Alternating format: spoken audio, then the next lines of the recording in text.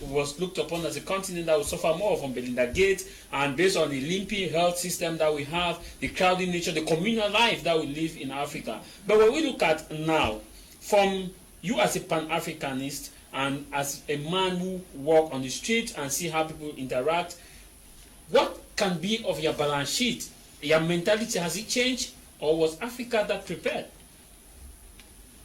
Well, you see, as far as the pandemic is concerned, looking at the continent of Africa, I think that we should have been neutral as far as the world is concerned when the pandemic is concerned, with what we have realized in Africa, because the African melanin in the black race gives us a resistance beyond the human imagination of what our immune system can do for us as a people, which is something that the science and scientists are aware of that. And that was the main reason why, when they were carrying out the research of the COVID to come out with some vivid vaccines that could work worldwide, they needed to test it on a melanated individual who was a black man.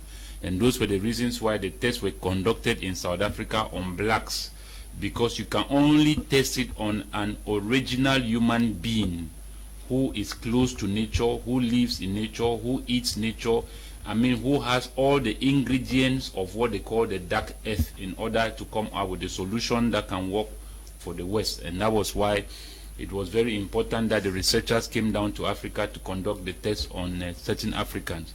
And then when you talk about the scientists which are in the West, the question here is, who are these scientists? We do not know them, and they cannot sit and make decisions and conclusions on the behalf of everybody without coming to seek the opinions of what the Africans are capable of doing as far as the pandemic is concerned.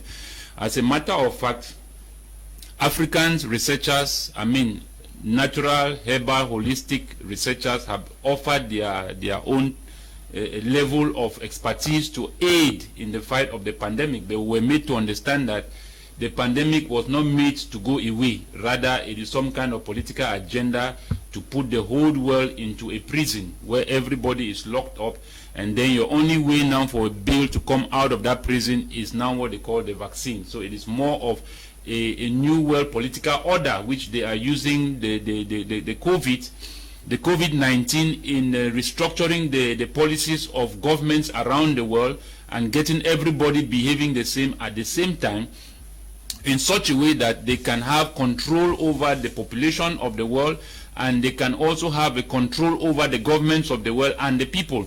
And this was one of the main reasons why we had a lot of money that was given by the IMF, the World Bank, and other world wishers in many governments of the world who had agreed in accepting these policies to be implemented in their country. Now let's take a good look at the case of Cameroon. You remember in the early stage, Cameroon went on lockdown for 1 week.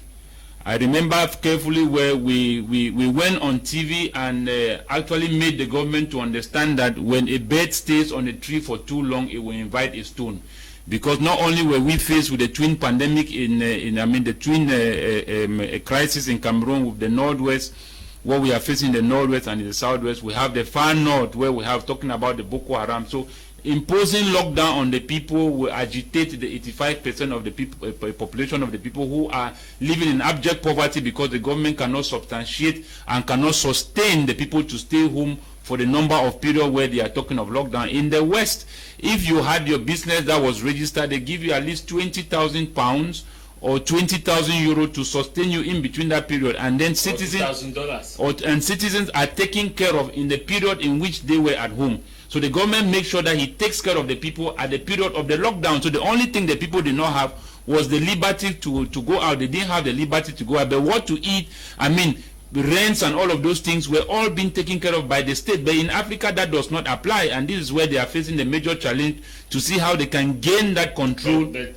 we had some African countries that waived rent, gave tax evasion, gave tax holiday, and also provided basic commodities for their people. Like in Rwanda, President Paul Kagame gave food to communities, and you come to Nigeria and palliatives were given, though they were not distributed, and politicians held those palliatives in their storehouses in Nigeria. But in Rwanda and in some other East African countries, we saw how these things were respected. And even in Cameroon, tax holiday was given to some businessmen and women. Security social insurance was raised from 2,500 to about 5,000 francs per kid, and although other measures were put in place.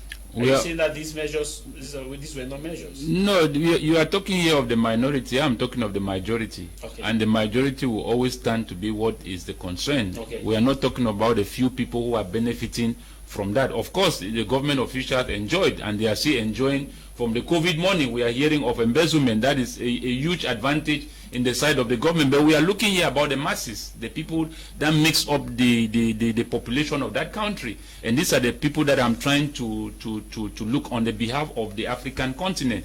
So if you are citing like a country like Rwanda, we can cite very few African countries, but they are out of 54 African countries. How many of them did like Rwanda? That is the question we are talking of. So it is not how many. It is not every African country that has attained the level in which Rwanda, Tanzania, and few other African countries and Kenya are doing. But we are talking here about the majority, and that is why I'm saying that in the case of Africa, it's different. And you come to realize that the COVID, when the WHO was imposing that it was only the WHO who was going to approve what vaccines will be used around the world. But it is very challenging for us to understand that Africa has used so many different kinds of vaccines. Vaccines that are expired at 450,000 vaccines which were already expired, that were already distributed in some of the African countries for people to use. Now, we are now made again to understand that Biden and the American administration are saying that what vaccine is being used in Africa must not be used in America. As a matter of fact, where we stand right now. Those are just theories, because it's not been officially proven, because we have the Johnson & Johnson in Africa.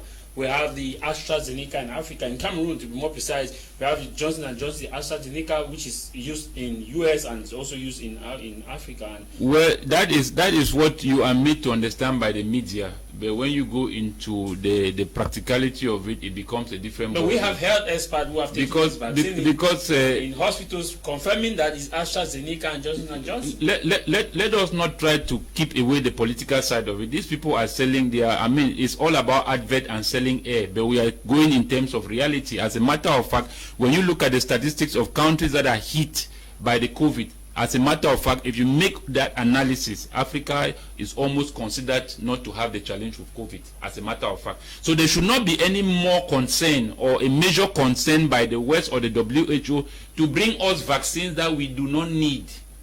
It is very, it is challenging to understand how the AU will be ordering for vaccines when the people have not given order. But presumably it's because of the change in the variant, because we know that now there's a Delta variant that may be very active, like in US, and we have other variants, the South African variant, we have the Spain variant. So all these variants, there's a balance that says prevention sometimes is better than cure. Yeah, but let me come there. I'm happy that you have mentioned that. The first point I want to also want to highlight to you is that having the vaccine does not prevent you from not being affected by the virus. Take note, you can still be hit by the virus even though being vaccinated. You can still carry the virus even though still being vaccinated, which is very clear statistics, and people are living in that experiences. The doctor says that yes, you could have it, but the severity now with a vaccinated person is different from the severity from unvaccinated person. That is what they are saying. Like, as a matter of fact, we have witnesses of people who have been hit by the COVID who were already vaccinated, and their recovery is never 100%. They are always left with heavy side effects. So what we are trying to say here is that